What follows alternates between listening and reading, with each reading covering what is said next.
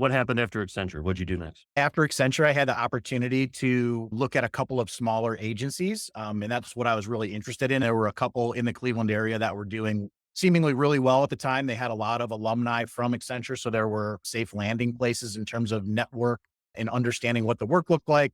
It felt a little more local, could stay closer to home. We're still working with some really cool brands, and we're growing companies. After 5 years at Accenture, you have a set of skills that are applicable, and you're like, hey, I want to bring this to the middle market or smaller end of the large market and really have an impact and be able to do that. I joined a firm that at the time was called Xteric. When I started at Xteric, I think I was roughly employee 25 or 26. When I left Rosetta or Publicis, it was close to 1600s. There was a lot of growth that took place during that time. We got to do a lot of interesting things, rode that e-commerce wave. We did a lot of Webster commerce, met a lot of great people along the way.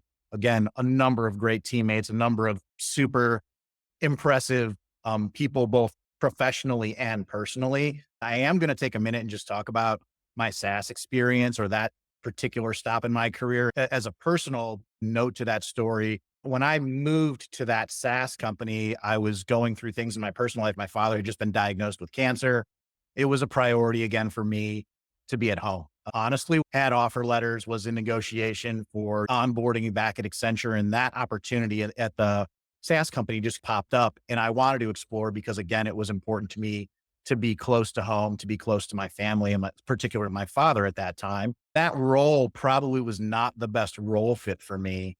That company was still very much in startup mode. I probably had a lot more questions that I should have asked and really probed what that opportunity and role in company and had a better understanding of the situation I was going to enter looked like. So that ended up basically being a year-long failure in my career, if I'm being honest about it. I don't feel like I had great role fit. I don't feel like the role was necessarily defined. That ended up not being a great fit. And looking back on it was just not necessarily the correct career decision at the time. I don't have any regrets about the decision because, again, it was very important for me to be close to home at that time. My father's still alive to this day, but I cherish the time to be around when he was going through treatment and just making sure that I was available if needed for anything that they have rather than being in some far off town and having to hop on a plane or make emergency plans if something wasn't going well. Again, a great learning lesson of really making sure that you're going into something with clarity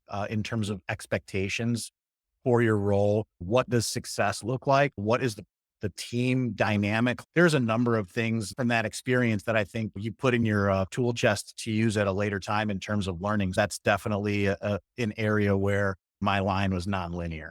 I'm glad you talked about that. Clarity's great. Going in eyes open and doing your research, sure. But the fact that you can be vulnerable and admit that it maybe wasn't the most successful experience, but you learn a lot from it. I'm sure it really helped mold a lot of the decisions you made going forward after that.